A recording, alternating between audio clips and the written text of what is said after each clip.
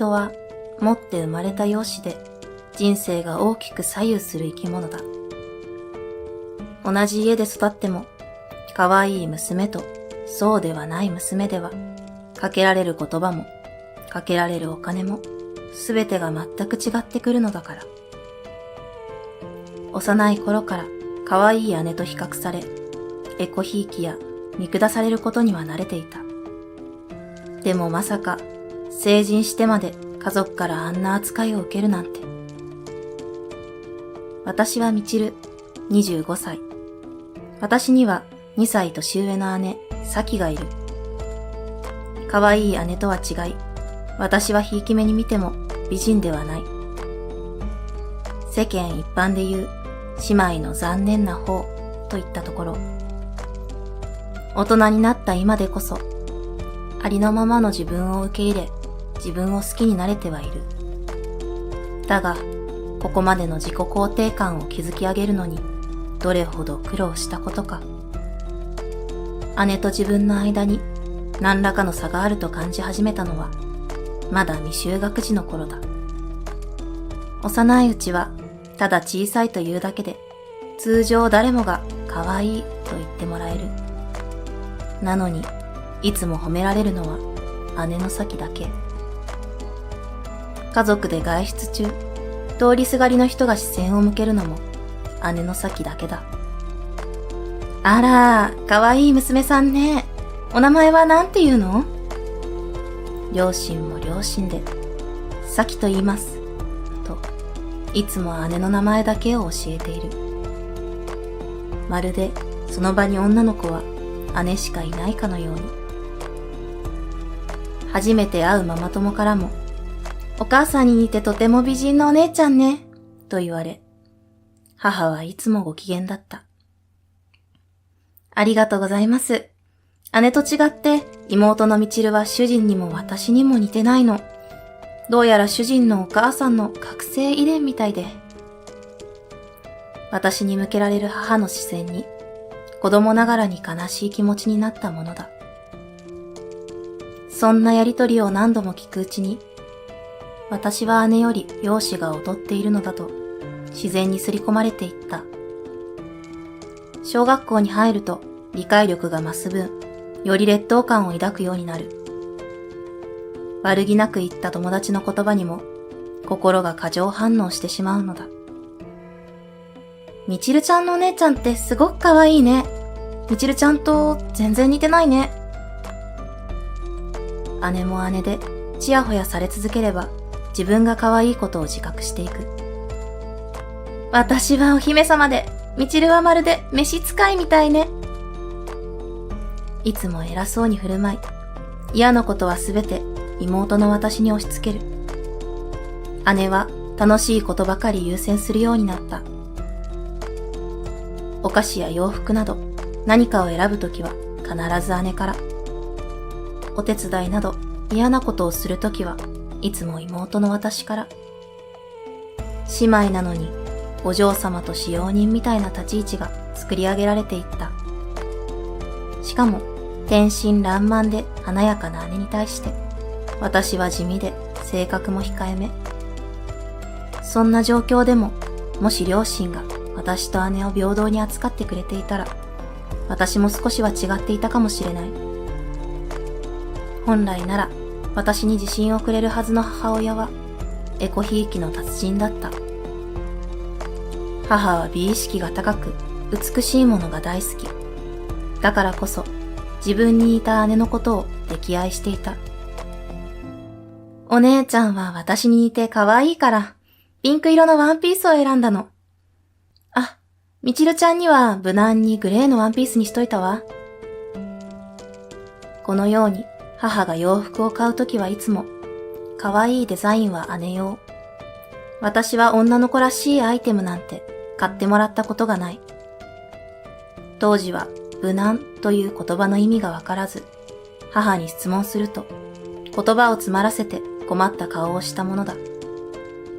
後に無難という言葉を辞書で調べ、ショックを受けたのを覚えている。サイズアウトした姉の服だって私がお下がりできることになる。いくらお古とはいえ、憧れの可愛い洋服を着られる。なのに母親は、こう言って嘲笑するのだ。同じ洋服なのに、お姉ちゃんとイメージが全然違うわね。これからはお下がりにすることを考えて、お姉ちゃんにもたまには地味な服を選ばなくっちゃ。姉は姉で、シンプルな洋服も私はスタイリッシュに着こなすよ。と、優越感に浸っている。そんな環境で育ったせいか、いつしか私は姉の咲が褒められるたびに自分がブスだと言われているような気になった。でも幸いなことに、父方の祖母だけは私に優しかった。祖母は決して美人ではないけれど、とても穏やかで頭のいい素敵な人だ。そんな祖母はいつも私を褒めてくれた。みちるはとっても可愛い子だよ。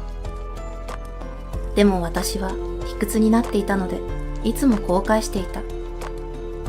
私、お姉ちゃんみたいに目が大きくないよ。唇の形も綺麗じゃないし。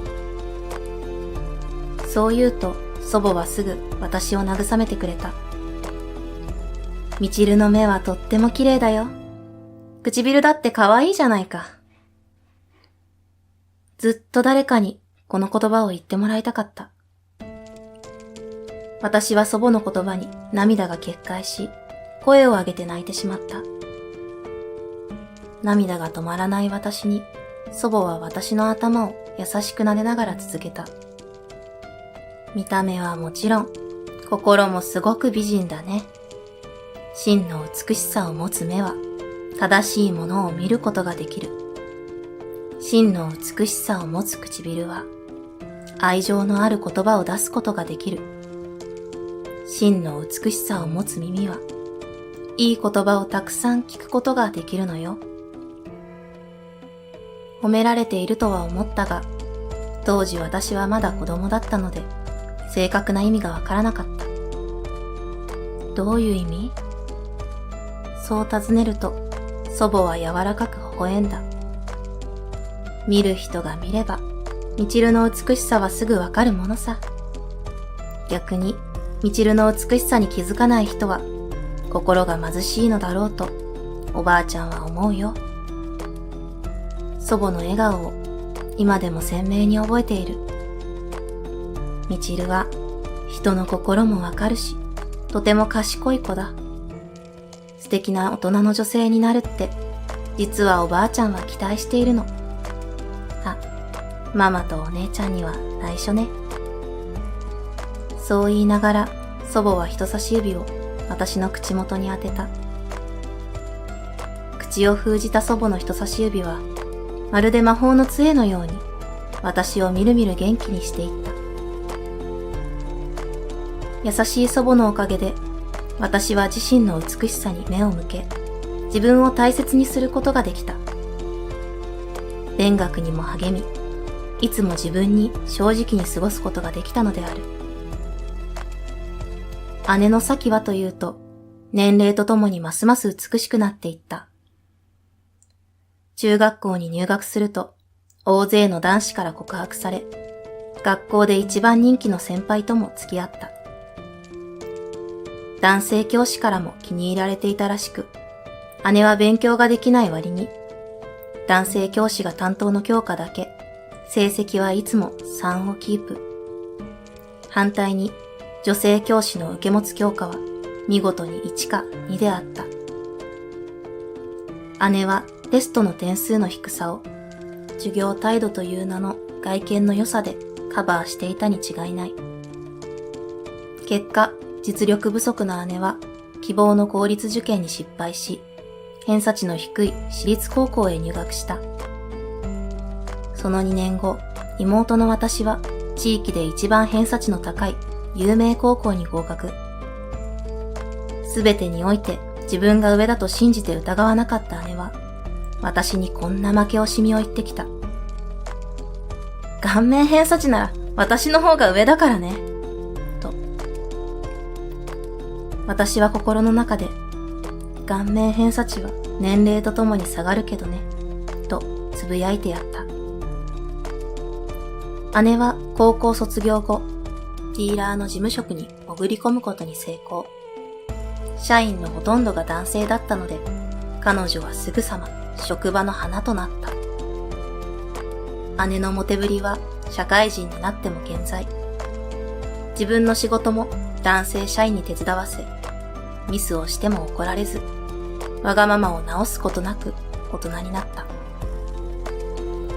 月給は大して高くはなかったが、貢いでくれる男性たちのおかげで、自分に投資するお金は十分に残った。姉は給料のほとんどを洋服やバッグ、アクセサリーやエステなど美にかけていた。姉がマリッジリングを見せながら、私、結婚することにしたから、と言ってきたのは、彼女が27歳の時だった。姉のことだから、どんなにでかい婚約指輪を買わせたのかと思いきや、一般的なサイズの指輪だった。20代前半は、医者や弁護士、ベンチャー企業の社長など、高給取りの男性からもちやほやされていた姉。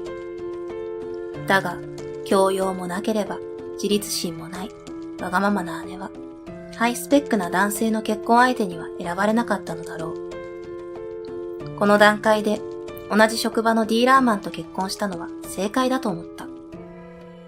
お姉ちゃん、結婚おめでとう。そう告げる私に姉は宣戦布告をしてきた。うちの旦那よりあんたの方が給料いいんだから、いろいろとよろしくね。は、どういう意味？困った時は私に金を貸せと？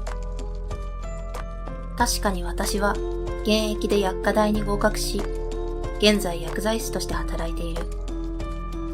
姉からしたら薬剤師というのはよほど稼ぎがいいイメージなのだろう。でも実際はまだ新社会人だ。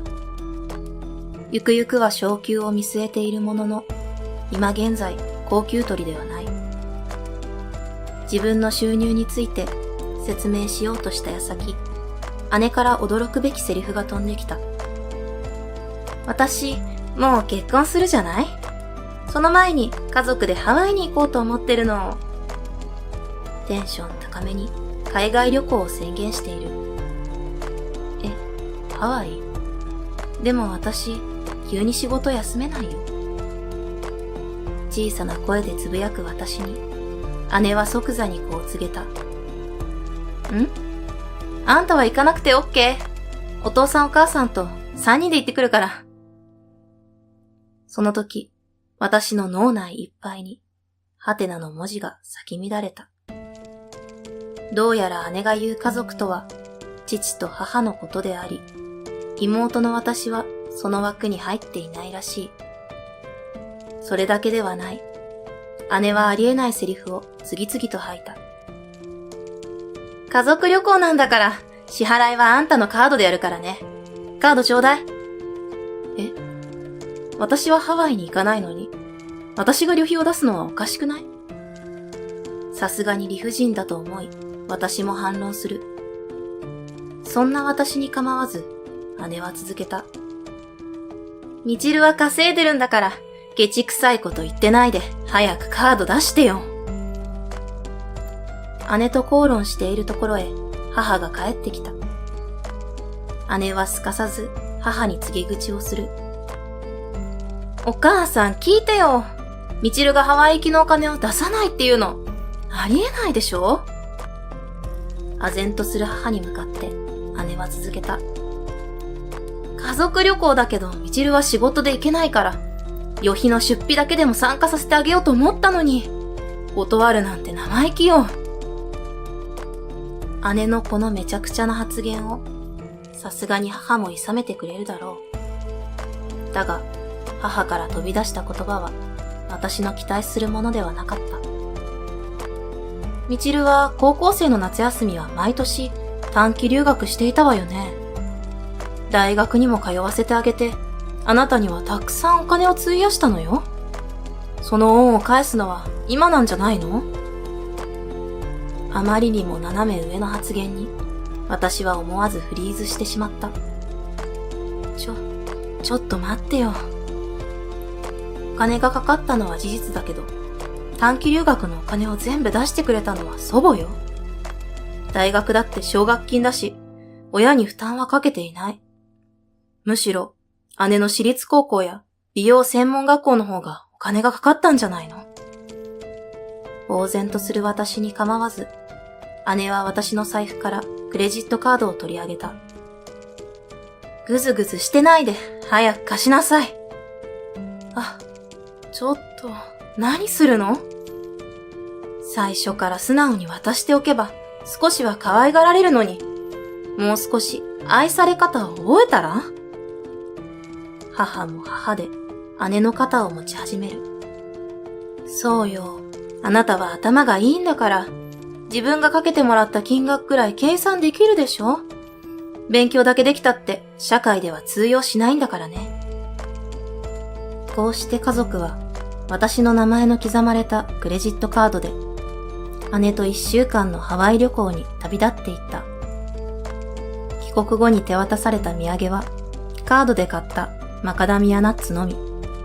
それが余計に私の怒りをかき立てた。帰国後、姉はいよいよ結婚式の準備に入った。式場やドレス選びなど楽しいことが大好きな姉は終始ご機嫌だった。しかし姉の笑顔はそう長くは続かない。浪費家の姉に貯金などあるはずもなく、姉の婚約者もまた貯金はゼロ。姉の欲望を満たすどころか、最低限の結婚資金さえも彼らは用意できなかったのだ。姉は当然のように母に言った。結婚資金をちょうだい。長女の結婚式なんだから200万はくれるでしょう。どうやらそれぞれの実家から資金援助をしてもらう計画らしい。あげたいのは山々なんだけど、そんなお金うちにはないのよ。母が言葉を濁らせる。姉の婚約の少し前、実家のリフォームと車の買い替えをしたばかりなのだ。結婚するって聞いたのも突然だったし、前もって分かっていればよかったのに。すると姉は金切り声を上げた。私が悪いっていうの？娘の結婚資金も用立てられないなんて親として情けなくない？私から言わせれば計画性のなさはどっちもどっちだ。美意識が高いのも結構だが、その浪費癖を間近で見ていた者からすると、貯金がないのは当然と思えた。すると母と姉は声を揃えて私にこう言うではないか。みちるはお金あるんでしょ？200万必要なの。まさに恐れていた展開だ。私は声を震わせつつ、こう弁解した。奨学金の返済があるし、無理よ。お母さんは私の学費を払ったって言うけど、学費は奨学金。自分で返してるのよ。母は息を荒くしてやり返した。でも、高校の時の短期留学の費用は出してあげたでしょ？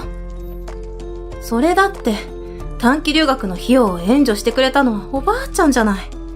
しかもその費用だって、今少しずつおばあちゃんに返してるのよ。母は何かを思いついたかのように、突然父に電話をかけた。あ、もしもしお父さん？私よ。昔お母さんがみちるの短期留学のお金を出してくれてたっていうの。さきは留学なんてしなかったから、今度はさきの番よね。孫のために結婚資金を援助してくれるわよね。その後しばらくして、同じ敷地内に住む祖母がやってきた。さき、結婚するんだって？おめでとう。祖母の第一声は姉への祝いの言葉だった。おばあちゃんありがとう。そうなの。私結婚するの。でも結婚資金が足りなくて、お母さんたちも貯金がないっていうのよ。うっすら涙を浮かべる姉を母がフォローした。急な話だったので、恥ずかしながら結婚資金を用意できず。結婚資金がないのかい。それは困ったね。二人の言い分を聞き、祖母はゆっくりと応じた。少しだけど、孫たちの結婚資金を貯めておいたんだ。私は株の運用なんかもやっているからね。よかったら使ってくれるかい？これには姉も、さすがおばあちゃん、信じてたよ。と、調子のいいことを言った。妹の短期留学の費用を出したんだもの。孫には平等にするのは当然よね。きっと結婚式も準備してくれると思っていたわ。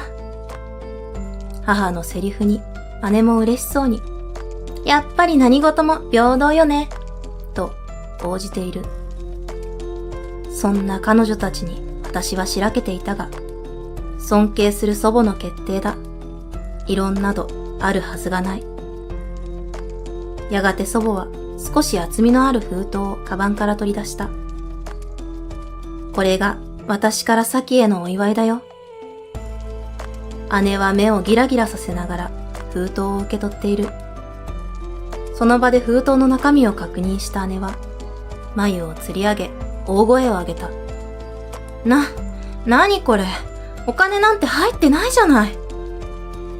騙されたと怒る姉の手には、現金ではなく何かの明細があった。祖母はクスクスと笑いながら答える。そうだよ。金なんて入っていないよ。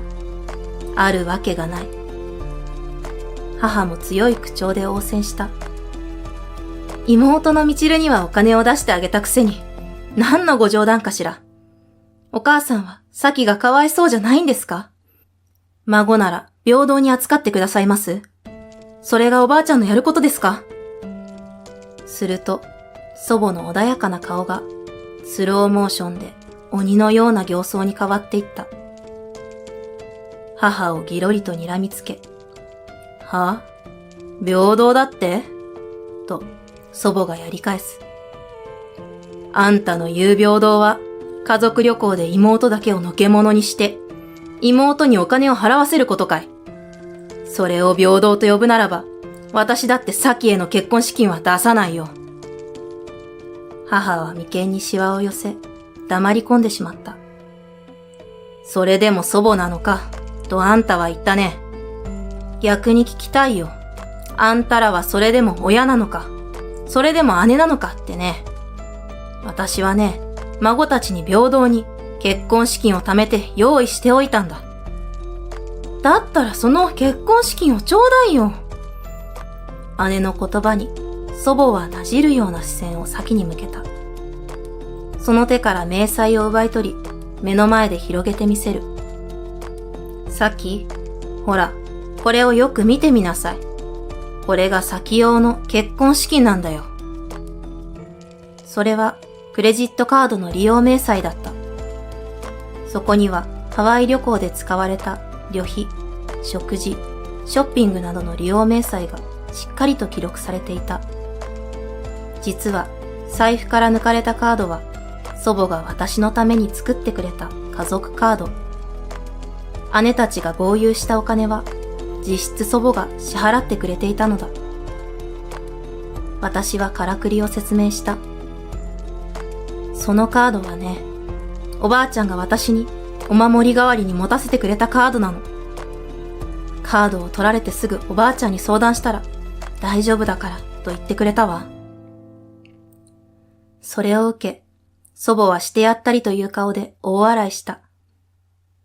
つまり、サキの結婚資金はすでにお渡し済みだったってことよ。それにしても哀れなもんだね。母親も一緒になって結婚前にハワイ旅行で使い切ってしまうなんて。母は気まずそうに肩を縮めたが、姉はまだ納得いかないのか、祖母を睨みつけている。自分がお金をもらったという事実は変わらないのに。ひどいじゃない。妹ばかりエコひいきして。私の結婚なんておばあちゃんはどうでもいいんだわ。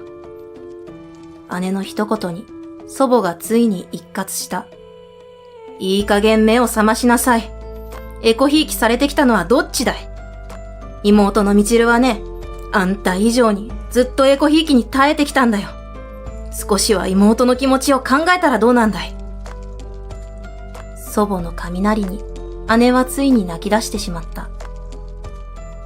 後日、結婚資金が間に合わず、わがままな姉は婚約者と喧嘩し、結婚の話はあっという間に破談となった。結婚退職してしまっている姉は、今更元婚約者がいる職場に戻れるわけもなく、現在無職である。外見一本勝負で生きてきた姉は、これから先一気に値崩れする人生となるだろう。嫌な思いを繰り返しながら、人の痛みのわかる人間になってほしいと祈るばかりだ。私はというと、この件をきっかけに家を出ることを決意。今は自分の収入で一人暮らしをしている。姉と母のいない空間は本当に快適だ。今では祖母から投資技術を教わり、私の貯金も少しずつ増えている。自分の稼いだお金で自分の老後計画を立てている祖母は最高にかっこいい。私も祖母のように自分の足で歩いていける素敵な大人になりたいと思っている。